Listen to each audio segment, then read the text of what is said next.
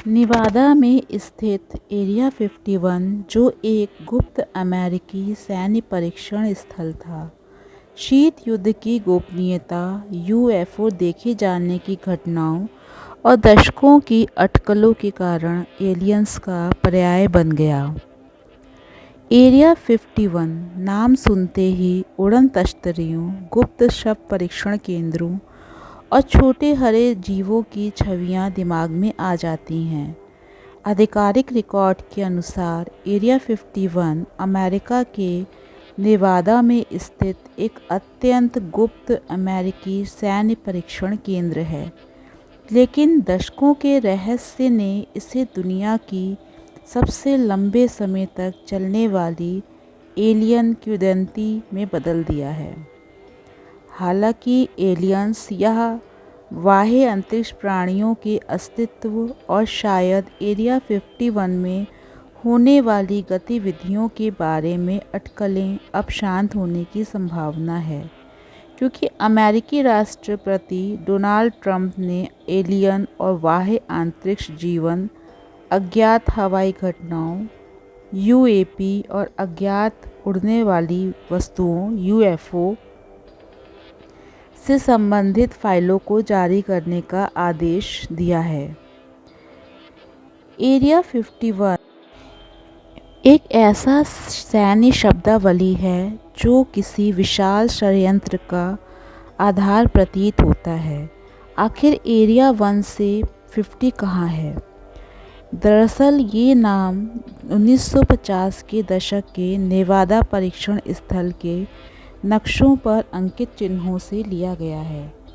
Area 51 Newada परीक्षण स्थल, जिसे अब नेवादा राष्ट्रीय सुरक्षा स्थल के नाम से जाना जाता है, का हिस्सा है, जो लास वेगास से 65 मील 105 किलोमीटर उत्तर में स्थित एक दूरस्थ रेगिस्तानी इलाका है।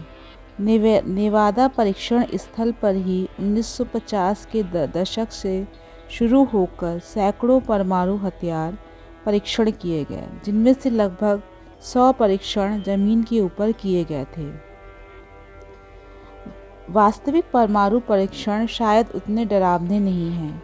एरिया 51 की प्रसिद्धि का मुख्य कारण कथित तौर पर अलौकिक प्रौद्योगिकी अनुसंधान स्थल होना है। इसकी शुरुआत जुलाई 1947 में हुई, जब रॉसवेल डेली रिकॉर्ड के पहले पन्ने की हेडलाइन में लिखा था, रॉसवेल क्षेत्र के एक खेत में अमेरिकी वायुसेना ने उड़न तश्तरी पकड़ी है। अमेरिकी सेना ने दावा किया कि दुर्घटनाग्रस्त अज्ञात वस्तु सिर्फ एक मौसम का गुब्बारा था। षड्यंत्र सिद्धांतकारों का मानना था कि यह एक एलियन अंतरिक्ष यान था, जिसे रोजवेल के खेत से एरिया 51 ले जाकर रिवर्स इंजीनियरिंग की गई थी, और शायद उसके अंदर बड़ी बड़ी आंखों वाला कोई एलियन ग्रे भी था। सितंबर 1994 में वायुसेना ने एक रिपोर्ट जारी की, जिसमें पूरी कहानी बताई गई। मलबा वास्तव में एक गुब्बारा था, लेकिन कोई साधारण मौसम का गुब्बारा नहीं, बल्कि ये एक परमाणु निगरानी गुब्बारा था, जिसका उद्देश्य दूर दराज के परमाणु परीक्षण विस्फोटों का पता लगाना था। 1947 में सुर्खियां बटोरने वाले गुब्बारे के दुर्घटनाग्रस्त होने के बावजूद एरिया 51 को वास्तव में अलौकिक शक्तियों से जुड़ी प्रतिष्ठा 1980 के दशक के उत्तरार्ध में मिली, जब रॉबर्ट लाजर नामक एक व्यक्ति ने लास वेगास के एक टेलीविज़न स्टेशन को बताया कि वे एरिया 51 के पास S4 नामक एक रहस्यमय स्थल पर दुर्घटनाग्रस्त उड़न तश्तरियों की पुनर्रचना करने का काम करता है। इससे काफ़ी हलचल मच गई, लेकिन बाद में पता चला कि लाजर ने न केवल अपने रोजगार के बारे में, बल्कि अपनी पूरी पृष्ठभूमि के बारे में भी झूठ बोला था।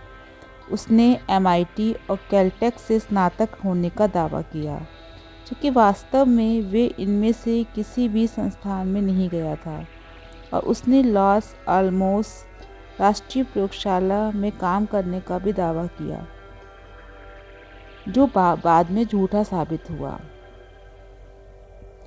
एरिया 51 नक्शे पर तो है, लेकिन वहां पहुंचना नामुमकिन है। यह एक प्रतिबंधित क्षेत्र है जिसके चारों ओर बाड़ लगी है और सशस्त्र गार्ड गश्त करते रहते हैं। इन्हें बोलचाल की भाषा में कैमो ड्यूट्स कहा जाता है, क्योंकि ड्यूटी के दौरान ये यही वर्दी पहनते हैं। साइट पर स्टील्थ विमानों के परीक्षण को देखते हुए इस तरह की गोपनीयता कोई आश्चर्य की बात नहीं है। हालांकि साइट के आसपास की सैन्य चुप्पी से सबसे ज़्यादा प्रभावित गार्ड ही हो सकते हैं। गार्डों ने सांस लेने में तकलीफ के लिए मुआवजे की मांग की है। उनका कहना है कि रडार से विमानों को बचाने के लिए इस्तेमाल की जाने वाली कोटिंग्स के जलने से निकले जहरीले रसायनों के संपर्क में आने के बाद से उन्हें ये तकलीफ़ें हो रही हैं। मानो दुर्घटनाग्रस्त यूएफओ ही काफ़ी नहीं थे। कुछ षड्यंत्र सिद्धांतकारों का ये भी मानना है कि एरिया 51 वे स्थान है जहां चंद्रमा पर उतरने की घटना को अंजाम दिया गया था। 1974 में प्रकाशित पुस्तक we never went to the moon, America's $30 billion swindle में षड्यंत्र सिद्धांतकार बिल केसिन का तर्क है कि नासा के अंतरिक्ष यात्री कभी अंतरिक्ष में नहीं गए और नील आर्मस्ट्रॉन्ग और बज़ एल्ड्रिन के चंद्र सतह पर चलने के सभी फुटेज एरिया 51 में फिल्माए गए थे। बेशक चंद्रमा पर उतरना नकली नहीं था। 6 अपोलो मिशनों ने अमृत स्मृति चिन्ह के रूप में 842 पाउंड चंद्रमा की चट्टानें वापस लाईं। हालांकि रोवर और जीवन रक्षक प्रणालियों जैसे कुछ अंतरिक्ष उपकरणों का परीक्षण नेवादा के पास के एक परमाणु परीक्षण स्थल पर किया गया था। आधिकारिक तौर पर एरिया 51 नेवादा परीक्षण और प्रशिक्षण रेंज NTTR का हिस्सा है, जो नेलिस वायुसेना बेस से संबद्ध है। वायुसेना के अनुसार NTTR दुनिया के किसी भी लोकतांत्रिक देश में शांतिपूर्ण सैन्य अभियानों के लिए सबसे बड़ा संयुक्त हवाई और ज़मीनी क्षेत्र है।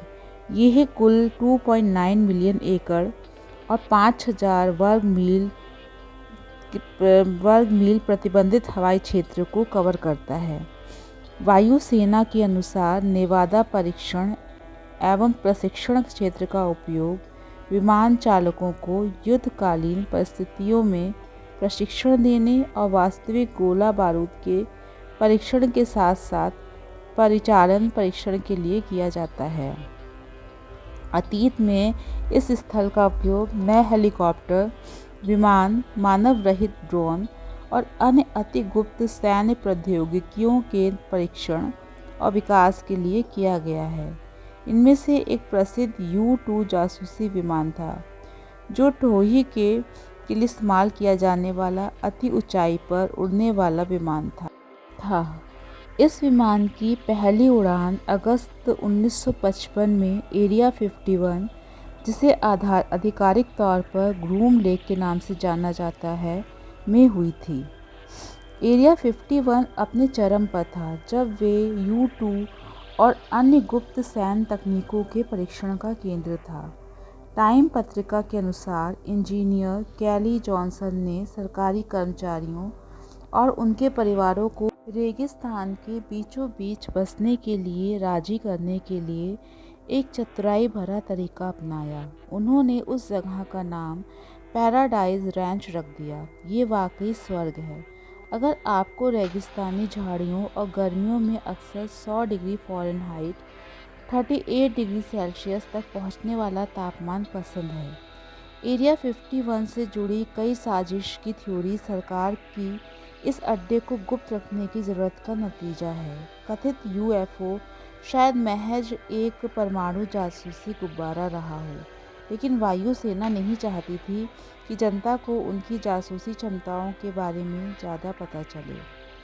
CIA के गोपनीय दस्तावेजों के अनुसार अड्डे के आसपास कथित तौर पर देखे गए UFO को वायुसेना के अधिकारियों ने U-2 परीक्षण उड़ाने बताया था, जिससे शौकिया और व्यावसायिक पायलट हैरान रह गए थे। क्योंकि वे सामान्य हवाई यातायात से बहुत ऊपर उड़ते थे।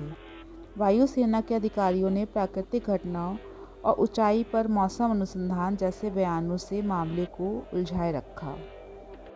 NBC न्यूज़ के अनुसार U-2 विमान कार्यक्रम के बाद एरिया 51, लॉकहीड, A-12 ऑक्सकॉर्ड और D-21 टैग बोर्ड जैसे अन्य जासूसी विमानों के परीक्षण का मैदान बना रहा। आज भी इस स्थल का उपयोग किया जाता है। गूगल अर्थ के दृश्यों में सुव्यवस्थित रनवे और इमारतों का एक छोटा व्यवस्थित समूह दिखाई देता है और कुछ दृश्यों में पिछले दशक में हुए नए निर्माण के प्रमाण भी मिलते हैं।